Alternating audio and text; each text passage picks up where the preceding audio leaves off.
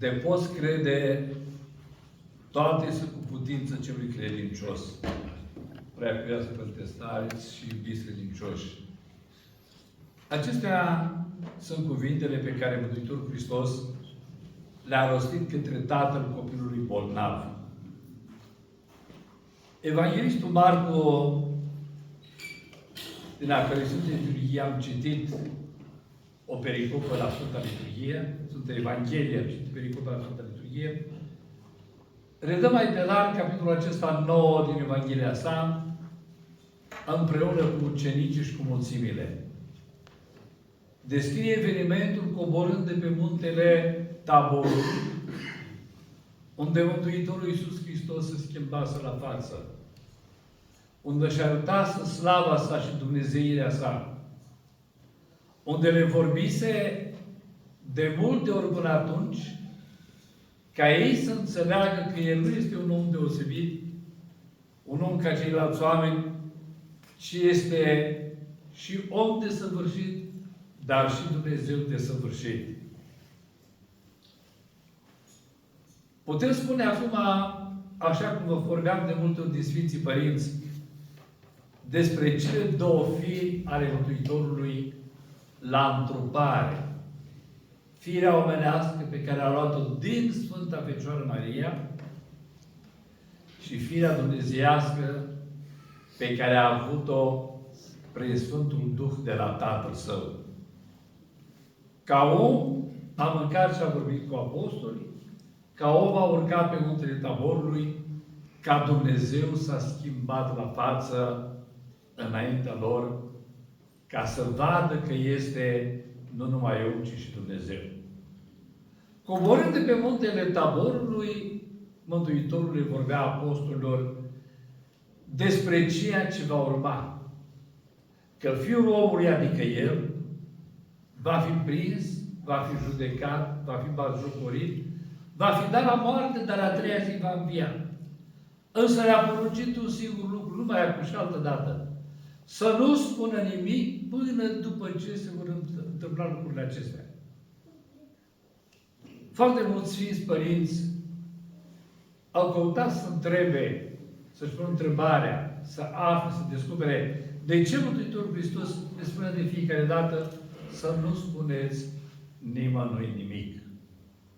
Și au ajuns la concluzia că Mântuitorul le spune lucrul acesta tocmai pentru ca diavolul să nu audă, să încurce treburile, să stingherească, să zădărnicească lucrarea de mântuire pentru creația sa, pentru a Mântuitorului Hristos, ca nu cumva diavolul, cum zice Românul, să-și vâre coada și să strice toate rânduielile.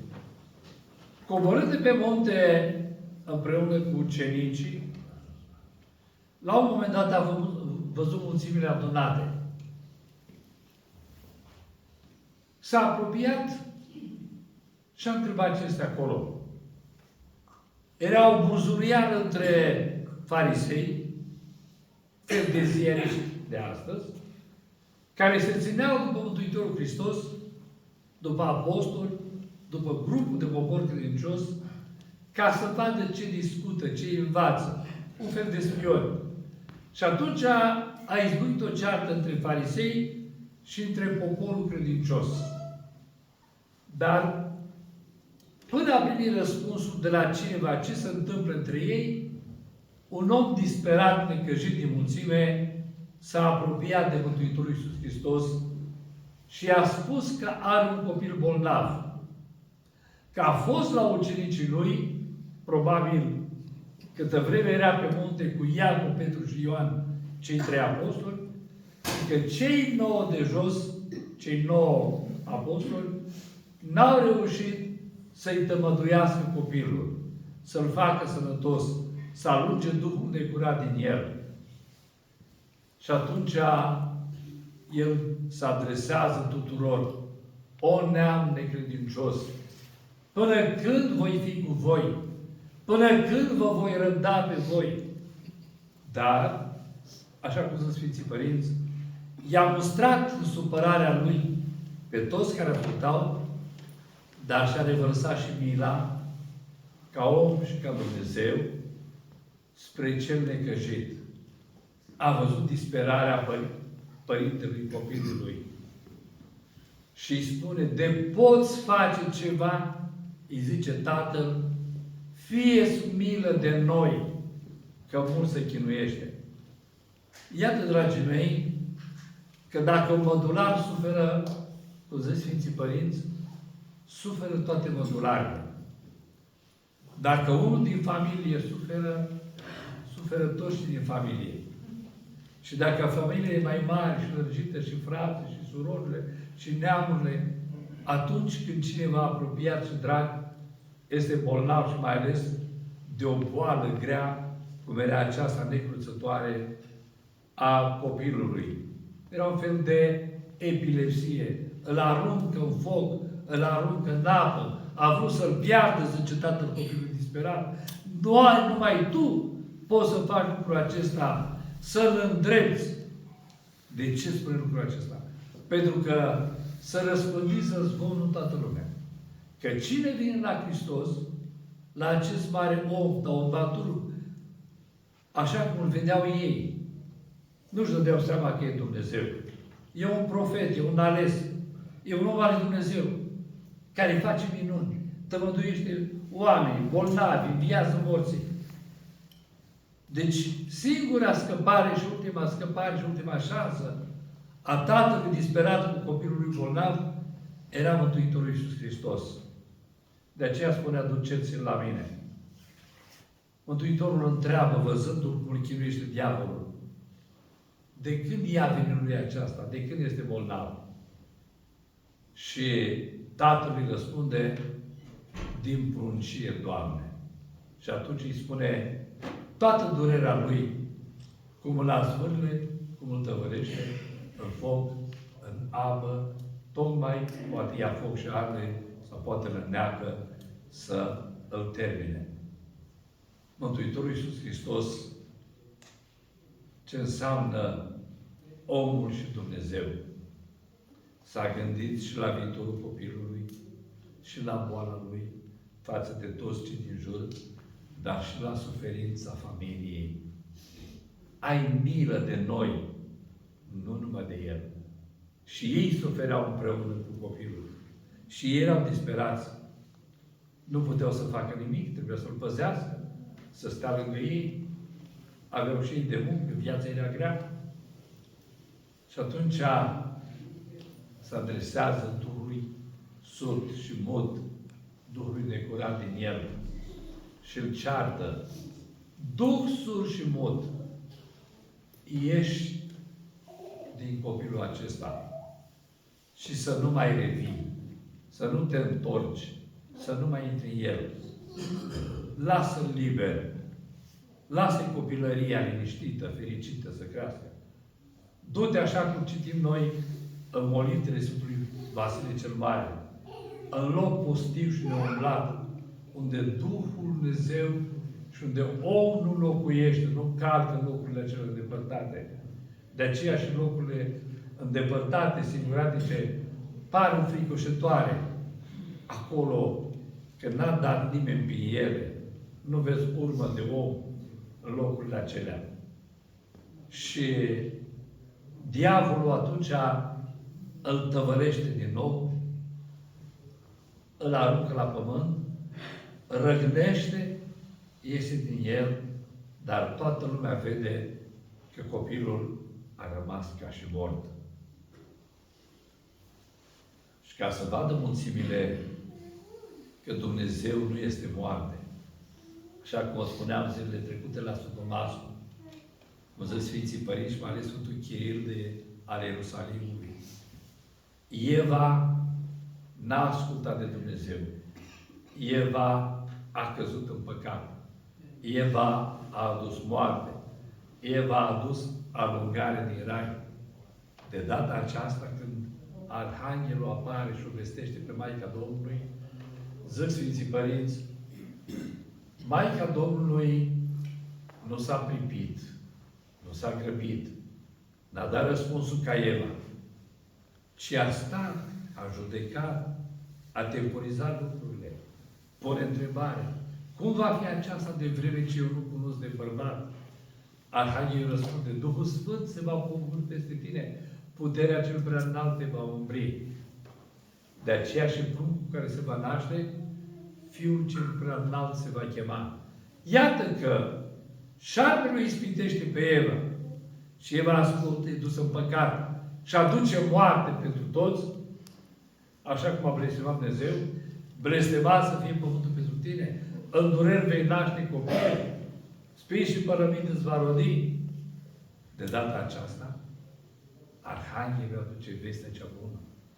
Arhanghelul o înlocuiește pe Eva prin Fecioara Maria. Pentru că Fecioara Maria aduce viața. Hristos este viață. Deci Eva, în traducere, înseamnă viață. Dar Eva și-a dat dreptul cu care a făcut Dumnezeu, ca și mai târziu Isaac, când și-a văzut dreptul de întâi născut pe umblit de linte. Ce înseamnă să nu ții la darul, virtuțile, calitățile pe care ți le-a dat Dumnezeu. Să le păstrezi. Să nu fii indiferent. Ori Maica Domnului deja este acum a noua Eva. Ea naște viața. Viața este Hristos, așa cum spune Ioan Evanghelistul la începutul Evangheliei. Întru El era viață și viața era și lumina și viața era viața oamenilor. De aceea Hristos aduce lumină pe pământ, de aceea Hristos aduce viața pe pământ, de aceea Hristos îi întoarce din moarte la viață și de pe pământ la cer prin tot ceea ce face Mântuitorul Hristos pentru noi. Și iată că îl tămăduiește pe copil, îl ia de mână, îl ridică și îl arată tuturor că este viu, că nu este mort, cum a făcut și cu alte ocazii. Pe fiica lui Iair când a înviat-o, fiul văduvei din Nain când l-a înviat și pe fiica lui El, cum vă spuneam, a ridicat-o, a dat-o părinților săi și a poruncit să-i dea să mănânce, să vadă că este o înviere reală, o înviere naturală. E cu adevărat, nu este o halucinație, nu este o viziune, nu este ceva aparent, cum ziceau ei de multe ori, că Mântuitorul Hristos n-a avut un trup uman, ci un trup aparent. Iată, dragii mei, că fiecare minune pe care o face Mântuitorul Hristos, o face cu un anumit scop. Să vie într ajutorul oamenilor, dar în același timp să dovedească, să-i convingă că nu este, să folosesc o expresie, cum ziceau eretici și asta, e un șarlatan. Nu. E un om de bună credință, pentru că el este Fiul lui Dumnezeu sau Cuvântul Dumnezeu întrupat, luându-și firea umană din Sfânta Fecioară Maria, așa cum zicea Sfântul Chiril, n-a trecut prin pântecele ei ca cum trece apa printr-un canal, ci a luat sânge din sângele ei, a luat carne din carnea ei, dar sufletul îl avea la Dumnezeu. De aceea, când Dumnezeu suflă pe om, are suflet viu, suflet dătător de viață, pentru că e din suflarea divină. Dumnezeescul din noi, cum zic Sfinții Părinți, sau cum zice Mântuitorul lui Petru, trage barca mai la adânc, adică nu adâncul lui, adâncul conștiinței tale, adâncul sufletului tău, Dumnezeirea din tine, să o ții trează, să nu o umbrești, cum zice Sfântul Diadoh de Foticeea. O lucrul acesta i-a preocupat pe creștini la început, martorii tuturor evenimentelor Mântuitorului Hristos, dar mai ales după aceea părinții bisericii, pusnicii, teologii, cărturarii, nevoitorii, fiecare în felul lui s-au retras în peșteri, în crăpături de munți, fiecare în colibri, fiecare în locuri pustii și-a dedicat viața și dialogului rugăciunii cu Dumnezeu. Am pomenit pe Sfântul Ioan Scărarul de astăzi. Un mare sfânt care a trăit în Egipt. Un mare sfânt care a stat în rugăciune de vorbă cu Dumnezeu. Un mare sfânt care și-a nevoit viața, ca și Sfântul Calinic al nostru. Mai mult a dormit pe scaun, așa iepurește, cum s-ar zice. Nu s-a lăfuit în pat. N-a dat stomacul, burta bunătăților. a mâncat să trăiască, nu a trăit ca să mănânce. La 16 ani pleacă la mănăstire, la 20 de ani primește schima monahală și după 20 de ani de mănăstire se retrage și mai departe, într-un loc minunat, spre Marea Roșie. Așa cei care au citit Biblia și ați văzut acolo, când a ajuns Moise cu poporul pe cea din Egipt, a ajuns într-un loc minunat, unde erau 12 izvoare, simbolul prefigurat lui spre cea apostoli, și 70 de finici sau de curbani, iar o prefigurare a celor 70 de ucenici care i-au urmat lui Hristos. În locurile acelea a ajuns vestit. În locurile acelea a transformat pustia într-un oraș. A dat viață pustiei, pentru că a adunat în jurul lui mii de călugări, tineri din toate zonele acelea ale Orientului, a venit în jurul acestui Ioan. Și mai mult decât atâta, i-a dat Dumnezeu și darul vederii înainte. Se spune că un ucenic de-al lui a plecat undeva într-o călătorie și la un moment dat l-a prins greutatea drumului, toropeala nesomnului, oboseala, s-a așezat sub o stâncă și să se odihnească puțin. Iar în viziune Sfântul Ioan, scărarul, a văzut cum bucata aceea, stânca aceea de piatră se va prăbuși. S-a rugat la Dumnezeu și a apărut în viziune, în somn, că l-a trezit, l-a sculat și a spus: ieși de aici. Și ieșind de sub stâncă, în clipa aceea a început să pârăie, să rupă stânca din munte și așa și-a salvat ucenicul. Adică Sfântul Ioan l-a urmărit și l-a însoțit pe acel ucenic cu rugăciunea în toată călătoria lui. De aceea Biserica noastră a pus rugăciunea de călătorie pentru toată săptămâna. Când preotul se roagă la sfârșit, că vă dă binecuvântarea, ca Dumnezeu să te însoțească în călătorie, să te ferească de rău pe oricare dintre noi, măcar în săptămâna care urmează, că după aceea să primești toată binecuvântarea. Era atât de vestit, vă spuneam, că a venit mii de călugări. A făcut o obște mare. A transformat pustia într-un oraș. Dar pentru înțelepciunea sa, pentru cuvintele sale, s-a dus vestea că are atâtea cunoștințe de viață duhovnicească, dar toate cunoștințele se bazau pe textul Scripturii, pe învățătura Mântuitorului. Și un mare pustic din Sinai, tot Ioan îl cheamă și pe el, s-a dus la el și l-a rugat și a zis: Ava, s-a dus vestea că ai multe cunoștințe, că trăiești viața călugărească cu adevărat, că ai nevoințe, că ai pus reguli, ai pus îndoială monahală. Te rog să-mi scrii un tratat, o carte. Cum noi cei din Sinai să ne nevoim, să ne ducem viața? Ce trebuie să urcăm? Cum să facem pași? Și atunci, omul acesta, vă dați seama, fiecare din felul lui dintre pusnici, vedem că aproape nu seamănă unul cu altul. În gândire, în realizare. S-a gândit la un urcuș. Cât de greu ți este să urci de jos, de pe platou, să urci pe munte sau pe deal, ceva înalt, să și povârnișuri, mai și cazi, te mai și belești pe coade și așa mai departe. Urcușul acesta este ca o scară, cum vă spuneam, în duminica trecută, rugăciunea Sfântului Vasile cel Mare în liturghia lui. Doamne, rugăciunile tale sunt scară pe care mă cobor în iad, să-i ridic pe cei de acolo, dar și scară care o urcă spre cer. S-a gândit el la un personaj biblic. S-a gândit la Sfântul Iacob, când era fugărit de acasă de Isau, cel care îi luase dreptul prin plitul de vinte, și a fugit la unchiul său în Haran. la Lambam, fratele mamei sale. Și a ajuns undeva, obosit și el ca și acel ucenic, a binecuvântat o piatră și a pus-o căpătâi și acolo a dormit.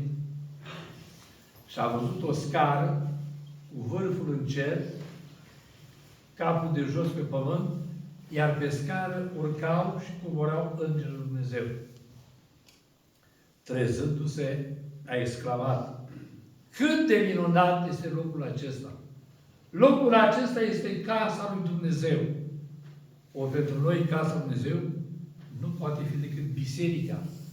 În biserică, începând de la botez, începem să urcăm spre înălțimea lui Dumnezeu prin fiecare zi și prin tot ceea ce vom face mai departe, prin rugăciuni și prin viața duhovnicească. Ori Sfântul Ioan a compus o lucrare cu 30 de trepte. Vedeți? Scara, a văzut-o, scara lui Iacov. Dar totul e simbolic în tot ceea ce fac Sfinții Părinți. A compus o lucrare din 30 de capitole, 30 de trepte, după ani la care Mântuitorul Iisus Hristos a ieșit la activitate în lume. Un imbol pentru fiecare. Și noi putem, dacă nu până atunci, măcar de la 30 de ani înainte, să începem să lucrăm ca Hristos și ca toți ceilalți, să urcăm treaptă cu treaptă. Și cum spunea Mitropolitul Antonie Plămădeală, să urci o treaptă câte una, este foarte greu. Putem urca mai multe trepte într-o zi, zice Mitropolitul Antonie. Te rogi, dai milostenie, iubești pe aproapele și așa mai departe. Le faci mai multe dintr-o dată. Nu stai astăzi, mă rog, mâine dau de pomană, poi mâine nu știu ce bine fac, poi mâine merg la biserică și așa mai departe. Ori scara aceasta a rămas ca un fel de canon, în primul rând pentru călugări, după aceea pentru cei vlavioși. Sunt oameni între frățile voastre care se roagă poate mai mult decât călugări.